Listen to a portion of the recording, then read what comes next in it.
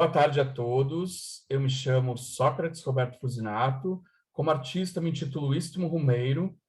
Sou o diretor e o dramaturgo do espetáculo chamado Solilóquios, Formas Várias de se deixar falando sozinho até a mudez do verbo. É um espetáculo que aborda a questão da tentativa de suicídio em personagens que habitam a nossa região.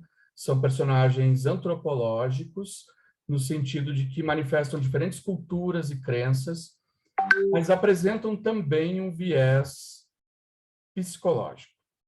E esse psicológico, né, do viés dramatúrgico, que é assumido na peça, ou seja, transformar a psicologia em dramaturgia, é algo muito complicado.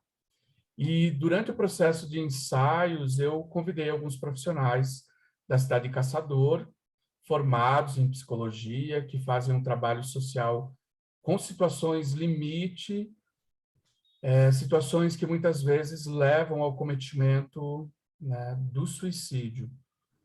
E uma dessas profissionais, vamos colocar no feminino, ontem foi dia 8 de março, Dia Internacional da Mulher, hoje dia 9, mas é também dia 8 de março, no sentido de emancipação e libertação dessas incríveis, né? Porque se eu estou falando aqui é porque eu vim ao mundo e foi pela figura de uma mulher.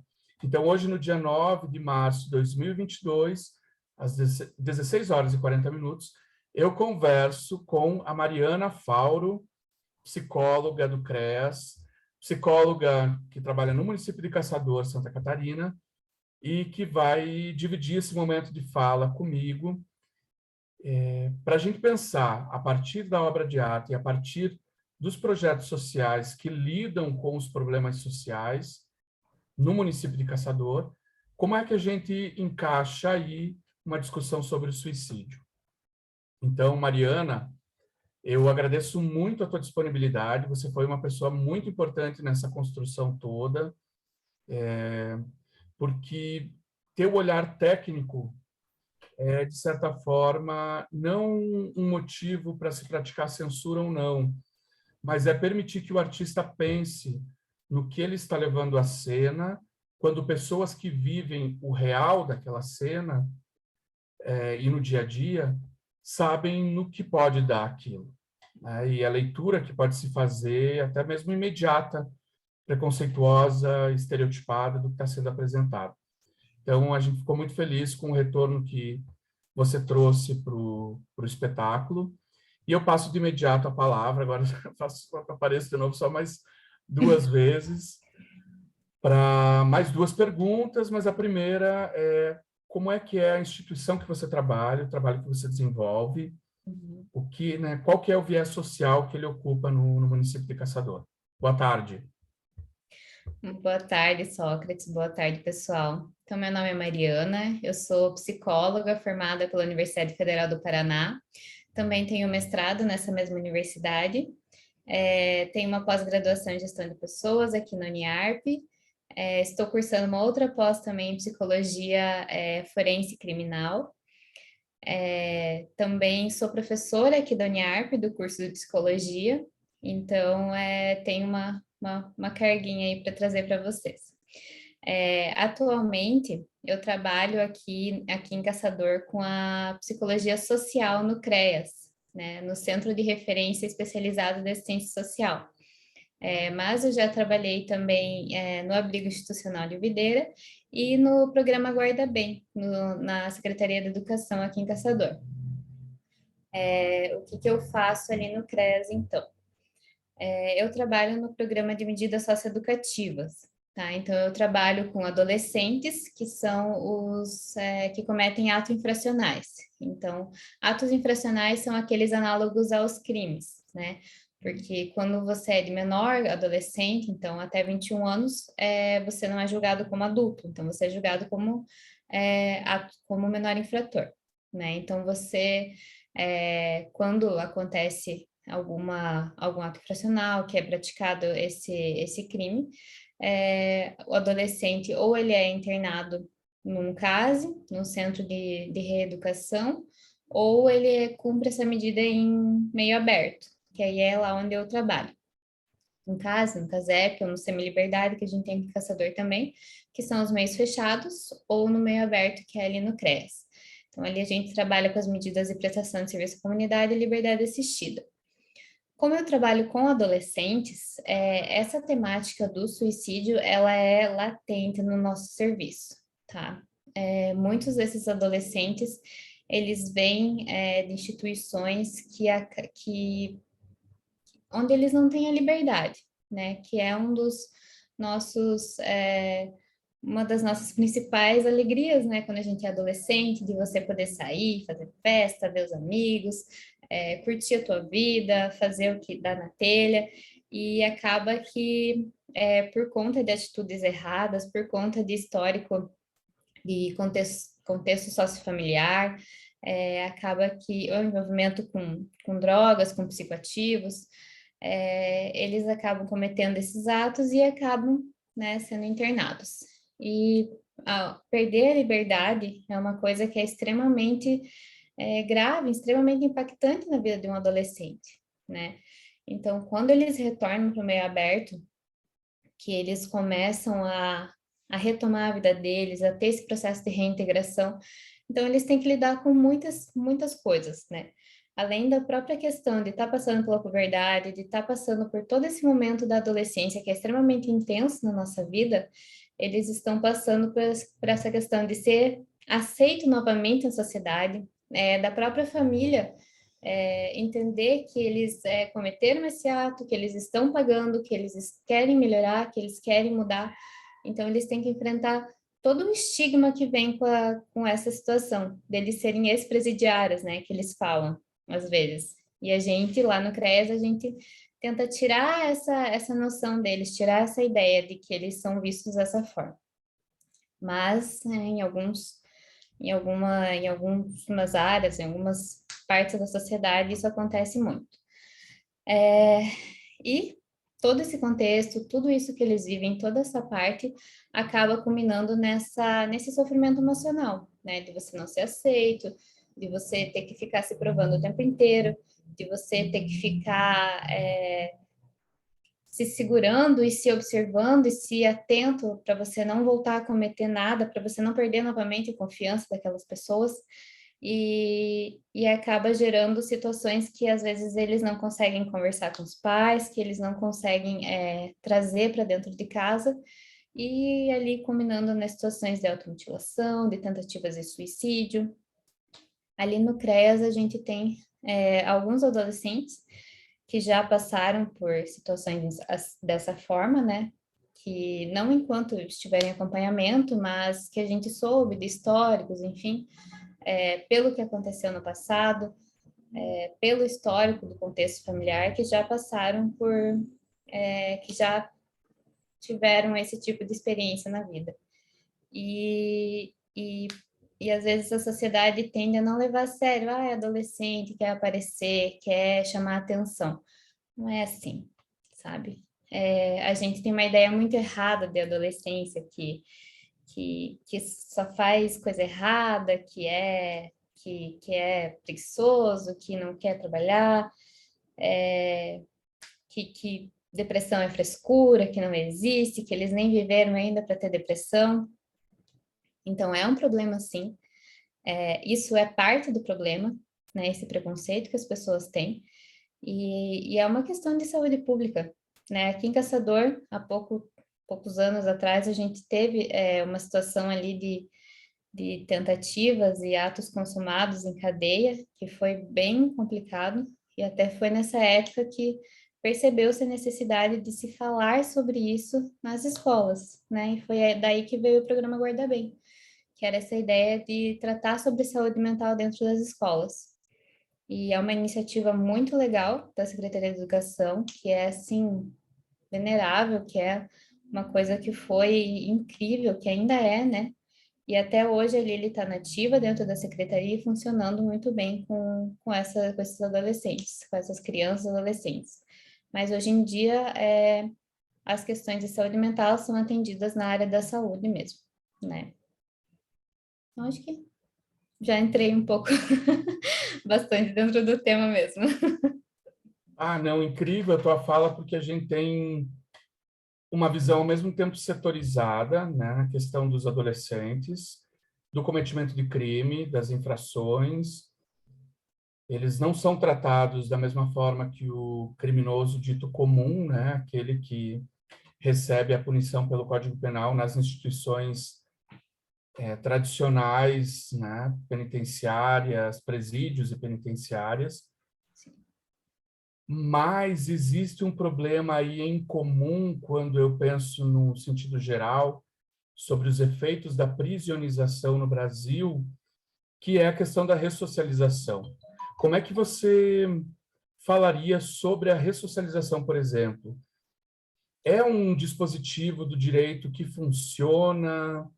Uhum, Você conseguiria trazer algo no sentido de reincidência, de uma retomada da vida criminosa, de uhum, sair da adolescência e já entrar numa maioridade efetivamente penal uhum. e ir para instituições que são mais severas com relação a esse direito que você mencionou aí, que é incrível, né? Na psicologia ou na esfera jurídica, a liberdade. Uhum.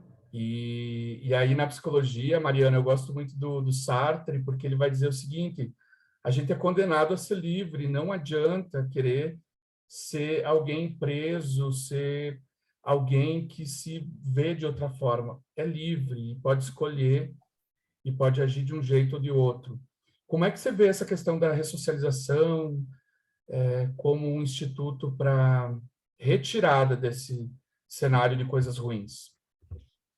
Então, dentro dos casos, eles fazem diversos cursos, né, que têm o objetivo de facilitar essa ressocialização, de facilitar a inserção deles no mundo do trabalho, né, no mercado de trabalho. Mas, assim, na minha opinião, assim, o que eu vejo no meu dia a dia é que esse estigma de ex-presidiário, de ex-condenado, vem muito mais deles do que da própria sociedade nesse sentido, sabe? Porque, assim, os processos de adolescentes, eles correm em segredo de justiça, porque eles são menores de idade, né? Então, não é uma coisa que tá lá na ficha criminal deles para qualquer pessoa ver, tá? Eles são processos que correm em segredo de justiça.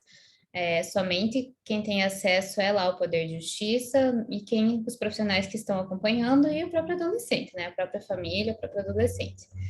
Então, o que eu vejo bastante é que vem deles, sabe? E essa ideia de que, eu sou ruim, eu sou bandido, eu vou ser sempre assim. Então, é isso que a gente tenta trabalhar na cabeça deles, né? Para que eles não reincidam realmente nos atos infracionais. O que a gente observa nos casos de reincidência, o que acontece geralmente? Quando o adolescente ele está no CASE, ele recebe todo o acompanhamento, né, psicológico, psiquiátrico, ele vai na escola, ele faz esses cursos, ele estuda, ele tem a convivência lá dentro com os outros meninos, enfim. Quando ele sai, que ele volta para casa, ele volta para o mesmo contexto sociofamiliar que foi o que causou, digamos assim, ou um dos fatores que pode ter facilitado a prática desse ato infracional. Tá? Então, ele volta para a mesma família, para os mesmos amigos, para os mesmos grupos, sabe? Então, é difícil você não acabar reincidindo quando você está envolto nessa situação. Tá? Tem muitas famílias mesmo que têm envolvimento lá com psicoativos, então o adolescente, o jovem, às vezes eles saem, né, já com mais de 18 dos casos, eles voltam a esse contexto e aí é muito difícil para eles segurar, né, eles têm essa facilidade, então é muito difícil para eles não cair nessa de novo, né? E várias outras situações também que acabam gerando essa reincidência. Mas, assim, dos últimos que a gente tem observado, não são muitos que, que, que acabam reincidindo. Geralmente eles cumprem a medida e vão embora, seguem a vida, né? Então, a gente, geralmente, quando eles cumprem a medida, eles já estão trabalhando, já estão estudando. Alguns abandonam a escola, essa é uma questão bem, assim, que a gente, é difícil de lidar com eles, eles não tem muita vontade de retornar ao estudo, então a gente fica em cima nessa parte, para tentar mostrar que o futuro deles depende, né, dessa parte do estudo. Mas, assim, o que a gente vê que é mais de reincidência é quando a estrutura familiar ela é completamente desorganizada, né? Quando já tem outras questões envolvidas, aí fica realmente mais difícil para o adolescente, porque ele perde essa base de apoio, né? Então, ele tem a equipe, mas em casa a realidade dele é outra, né? Então, a gente tenta ir fazendo o que é possível, fazer as intervenções, mas em algumas situações realmente é bem complicado. Tá certo. E como psicóloga, qual a relação que você faria entre a obra de arte Os Solilóquios Uhum. e a atuação do psicólogo em um certo posicionamento com relação à tentativa de suicídio ou ao suicídio consumado, né? Uhum. O que eu achei mais importante da peça em si, de ter esse projeto, é falar sobre isso. Porque ainda nesse ano, 2022, tem tanto assunto que ainda é tabu que a gente fica, assim, abismado, entende? Porque, assim, falar sobre suicídio não vai estimular as pessoas a cometerem suicídio, tá? O que estimula, o que faz com que isso aconteça é não falar, é esconder, é dizer que tá tudo bem você guardar tudo dentro de você e nunca expressar e nunca falar para ninguém que isso nunca vai acontecer nada, nunca vai explodir.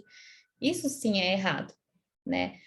O ideal, o certo é a gente falar. Então, é por isso que eu achei tão importante vocês fazerem essa peça, vocês trazerem esse assunto à tona, porque até quando a gente assiste outros jovens, outras pessoas, enfim, né? Porque a gente tinha vários personagens, a gente pode acabar se identificando com essas situações e pensando, tipo, caraca, eu vivi uma situação parecida.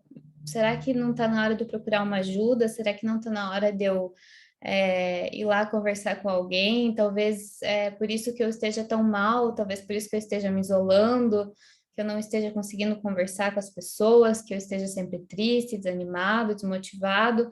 Quem sabe não foi por causa daquela situação que aconteceu lá, que é parecido com o que eu vi aqui agora, né? Lá no dia da peça eu até comentei com vocês que um dos personagens, ele me lembrou muito os meus adolescentes lá, os meninos que eu atendo.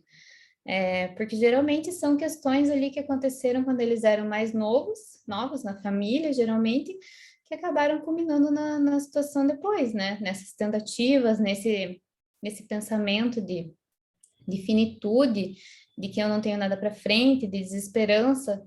Então, é por isso que eu acho importante. A gente tem que trazer à tona, a gente tem que falar sobre isso, e principalmente a mídia, é, a cultura, as formas que a gente tem de comunicar, tem que fazer isso da forma certa, tem que fazer isso da forma correta, né? A gente vê muitas vezes os profissionais, da mídia publicando as coisas, as notícias sobre isso de forma sensacionalista, querendo clique, querendo que mais gente vá lá e aperte e veja. E isso sim é prejudicial, sabe? A forma de comunicar é extremamente importante. Então, assim, sim, temos que falar sobre o suicídio, temos que falar sobre saúde mental, temos que falar sobre a importância da saúde mental nos adolescentes, né, principalmente, mas na sociedade em geral. Mas temos que fazer isso da forma certa, de uma forma consciente, de uma forma que realmente traga alguma coisa, que informe, que acolha, que ajude essas pessoas a perceberem o que elas estão passando, e não somente como uma forma de, eu tenho curiosidade sobre isso, quero saber como é que é, entende? Quero me aproveitar desse tema que é polêmico para trazer pessoas, trazer views, trazer um conteúdo lá sensacionalista para minha página. Então, por isso que eu achei tão louvável a iniciativa de vocês.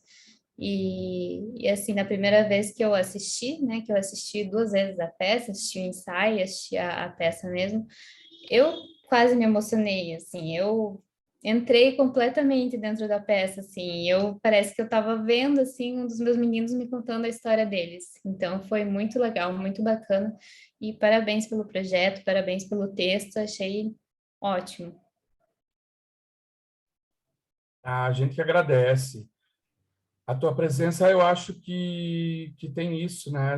Essa ligação, mesmo que eu não trabalhe um discurso narrativo de contar uma história com começo, meio e fim, como é o caso de Solilóquios, Uhum. e ali tem uma técnica que eu sigo como professor de antropologia, como professor de direito, como professor de teatro, na construção dos personagens, né? Então, não é um jogar de qualquer forma, é ter uma sensibilização, uma sensibilidade, uma sensibilização para que isso seja posto em discussão e Uhum. tire do cenário preconceito, por exemplo, né?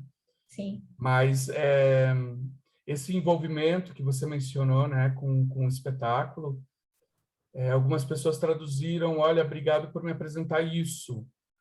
Eu não sei muito bem dizer ou nomear, porque ele é diferente, né, na maneira como o espaço foi organizado, na maneira como a história foi contada, as histórias mesmo, porque elas parecem absurdas, ao mesmo tempo elas existem no cotidiano, né? Uhum. E, claro, na psicologia você tem um conhecimento maior desses universos Uhum.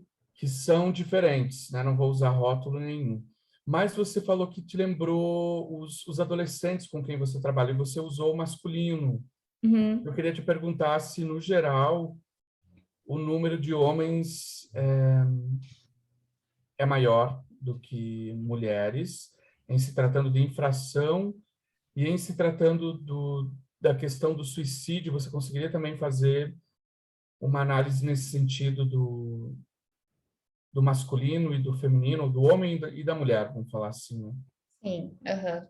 No caso dos atos infracionais, a gente tem a grande maioria meninos, né? Então, a grande maioria dos processos que a gente recebe, eles são de meninos.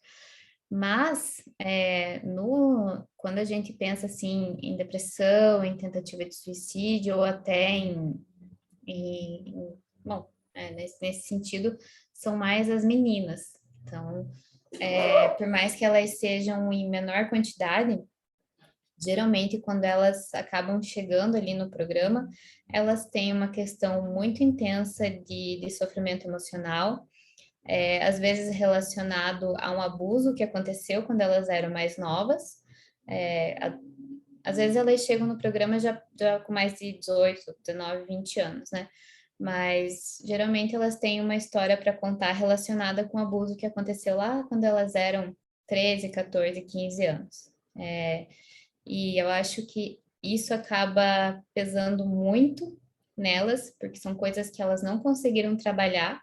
E quando elas chegam, que elas não conseguiram, que elas não tiveram oportunidade de trabalhar quando elas eram mais novas, ou até mesmo não tiveram maturidade para pensar nisso dessa forma. E quando elas chegam ali, que a gente começa a trazer esses pontos, que a gente começa a conversar sobre isso, é que elas começam a perceber o porquê, né? Que elas fizeram tantas coisas, né? Porque geralmente essas tentativas aconteceram nas últimas, né, que a gente atendeu ali, aconteceram pouco tempo depois da situação de abuso. Então, elas trazem isso para a gente e quando a gente faz a relação, né, trabalhando com elas junto de uma forma que não seja prejudicial para elas também, porque você lembrar de uma situação traumática é prejudicial para você, né? Você acaba tendo que abrir aquela ferida de novo para daí poder fechar e ela cicatrizar. Então, para elas é bem, bem difícil também, né? Então, mas é o que a gente vê mais, assim, quando entra uma menina, geralmente a gente já começa a trabalhar essas questões, porque no histórico delas, elas já trazem alguma situação relacionada a isso. E lendo algumas pesquisas, eu também encontrei isso, assim, o maior índice da tentativa no caso das mulheres, mas do suicídio consumado, os homens, em um índice maior. E aí a gente vê o quanto de comportamental e social tem aí, nada de biológico, Uhum, não tem a ver com a força física, mas tem a ver com os papéis sociais que o homem ocupa, essa coisa do guerreiro, né, daquele que tem a força, e geralmente ligado à força física, aquele que sai de casa, que trabalha, que toma as decisões e que diz aos outros o que eles são ou podem vir a ser. E aí essa responsabilidade que o Ocidente lê muitas vezes como uma liberdade, né? Então eu sou livre, eu mando em todo mundo, eu sou o chefe. Ele tem um contraponto, né? Eu sou responsável por todo mundo também, responsável economicamente, responsável. E a mulher numa condição muitas vezes de submissão, de ficar à mercê, de esperar a permissão. E, e, e nisso a ideia da coragem, né? Até que ponto eu não posso ser livre? Acho que a mulher se pergunta nesse sentido, e fazer da minha vida algo diferente, aí talvez uma conexão com a tentativa, e o homem, até que ponto eu errei totalmente e mereço continuar ou não a viver, né? E aí o ato consumado, muitas vezes. Estou fazendo uma leitura aqui que também é um pouco uma impressão individual minha, não é? Mas os números mostram essa diferença que você trouxe também.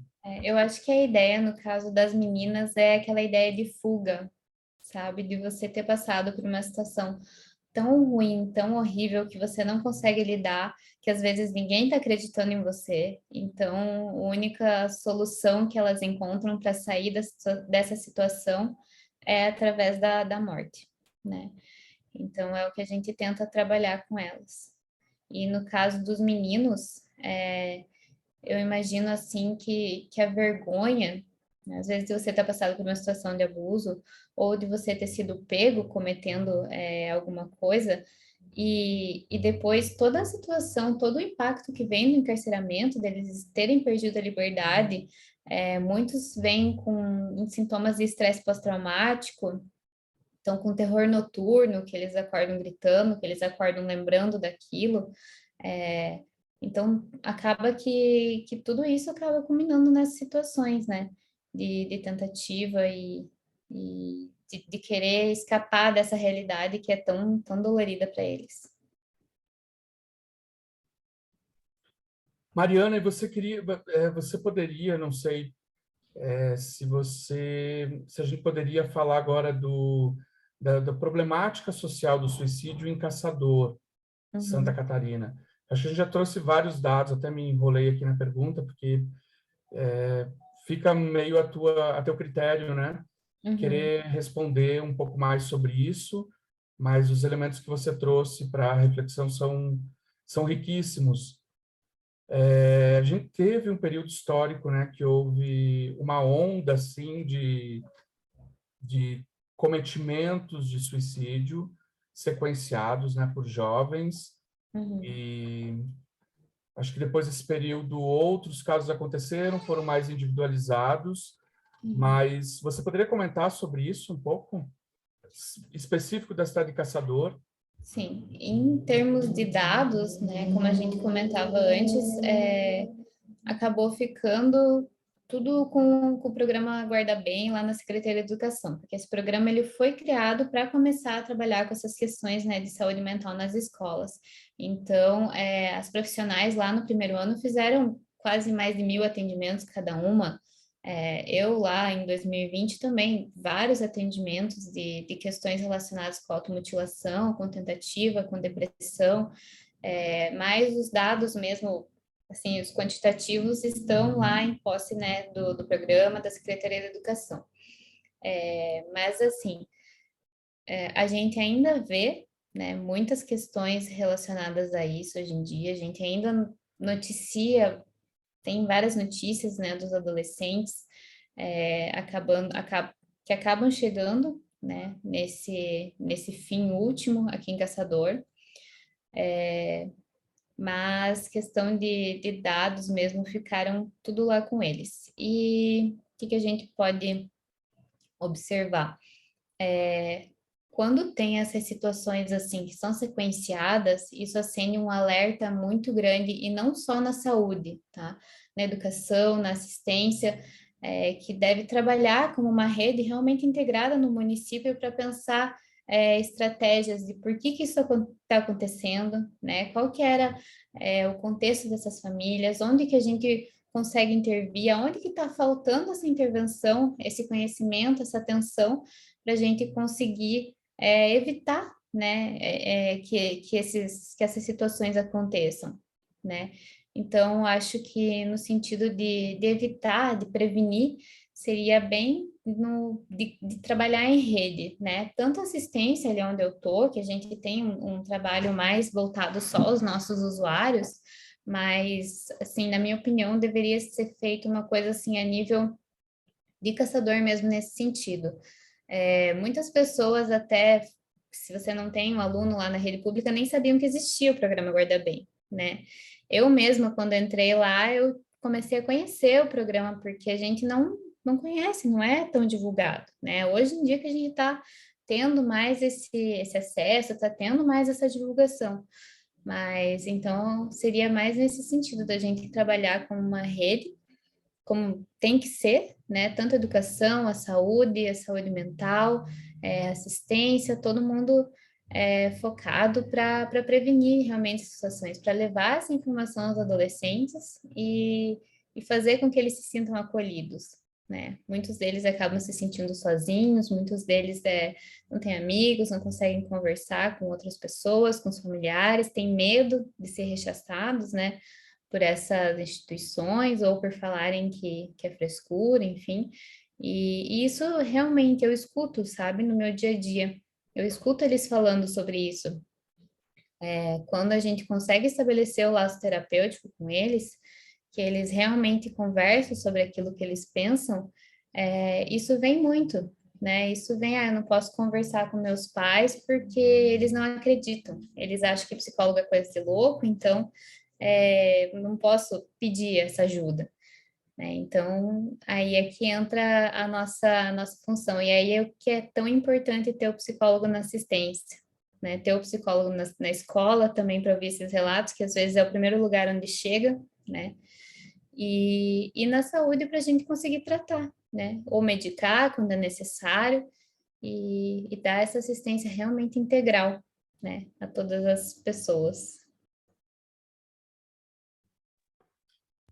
Tá certo. Eu agradeço muito a tua presença, a tua fala e a parceria, né, nessa caminhada para Uhum. discutir o que você mencionou no início, quando você falou da peça, num segundo momento, então, porque a primeira pergunta você falou do teu trabalho específico e eu achei incrível essa situação de haver um projeto que dialogue com o direito, porque direito é extremamente punitivo, ele só coloca um número, um código e ele diz cumpra.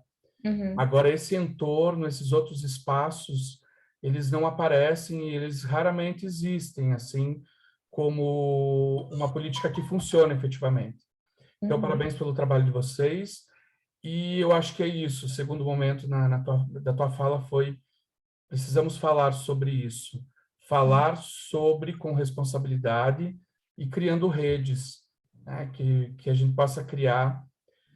Então, puxando agora o elástico para o final da tua fala, essa rede, esse trabalho conjunto, pensando talvez até na AMARP, né, que é a Associação aqui dos Municípios do Rio do Peixe, Uhum. e continuar nessa parceria psicologia, direito, teatro e Sim. comunidade, porque sem eles a gente não se sustenta, né? Como seres humanos livres, a gente vira um pouco autoritário, assim, no Uhum. modo de proceder uma pesquisa sobre eles. Muito grato, gratidão, um abração para você e ótima semana de trabalho. Se você quiser fazer um desfecho, fique à vontade e eu encerro aqui a minha fala te agradecendo muito. Eu queria agradecer o convite, né? Eu queria mais uma vez exaltar a tua atitude de procurar os profissionais da saúde mental para conversar sobre isso antes de lançar a peça, né? Para realmente ver se o teu roteiro era adequado, era correto para falar sobre esse assunto. Então, essa atitude, assim, foi extremamente importante, né? Novamente, parabenizar você e os atores, porque a peça está maravilhosa, né? Espero que ela alcance aí muitos outros públicos.